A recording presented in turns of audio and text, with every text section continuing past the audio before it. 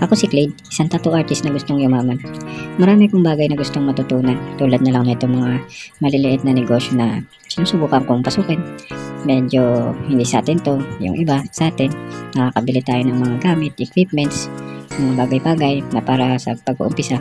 Kaso, minsan hindi talaga nagkakaroon ng client, nagkakaroon ng customer, yan talaga siguro. Pag nagkakaroon kasi ako ng pagkakataon at meron akong pera, binibili ko na agad siya ng mga equipments, mga tools, tulad na lang ng pag-electrical, yung pliers, mga gamit sa electrical. Tapos sa tattoo, yung tattoo bed, may bago akong tattoo bed, tsaka stool chair. Tapos pagkukupit, kahit di pa ako marunong, pinumili kagad ako ng set na paggupit para maubos man yung pera, at least nakikita ko siya na may napupuntahan. Ayoko kasi na nauubos yung pera ko na wala siya napupuntahan, wala akong nakikita, wala akong napupuntahan. Kaso nga lang, ang masama dito is meron niya akong mga tools, mga equipments, meron akong resources. Ang nangyayari naman, wala tayong client, ay stock.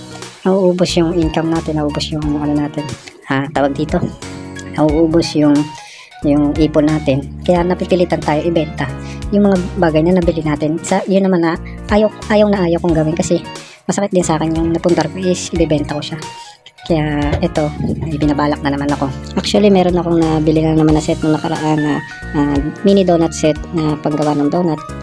Nabenta naman natin siya, kaso hindi siya patok talaga sa dahil yung pwesto natin ay siomai at hinahanap talaga is siomai. Kaya ito, yung binabili kong set is bala ko na naman ibenta, pero kung hindi ko mabibenta, sasabay ko siya dun sa siomai para makilala, kasi hindi talaga siya kilala ng mga bumibili dahil nga siomai yung nandun sa dun sa pwesto natin. Yung siomai hindi naman atin. Pero ito na nga ang good news, salamat sa Lord, maraming salamat, kasi pinahiram tayo ng may-ari ng siomayan ng pwesto na yun, at tayo na ang mamumuhunan pansamantala dun sa siomayan na yun. Kaya ito, may good news na naman ulit, salamat na naman sa blessing. Kaya nga, yung mga bagay na pangit na nangyayari sa ating araw-araw is may purpose yan. Huwag tayong matakot, huwag tayong mangamba. God will provide, God will always make a way. Kung may mga pinagdadaanan tayo sa buhay, magtiwala lang tayo sa Kanya, kasi hindi naman tayo bibigyan ng pagsubok kung hindi naman natin kaya. Lahat yan may purpose. Ito nga, meron akong medyo pinagdadaanan sa financial, emotional, spiritual, sa relationship ko na gustong-gusto kong maayos sana, kasi lahat naman ng sakripisyo na to, lahat ng ginagawa ko na to is para dun sa taong gusto kong makasama habang buhay.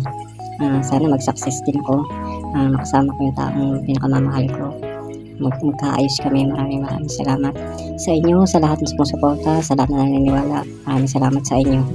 Kung may mga gustong magpatattoo dyan, just direct message lang, Clade Tattoo Art Gallery, Clade Tats. Maraming salamat sa pakikinig. Hanggang dito na lang, hanggang sa muli.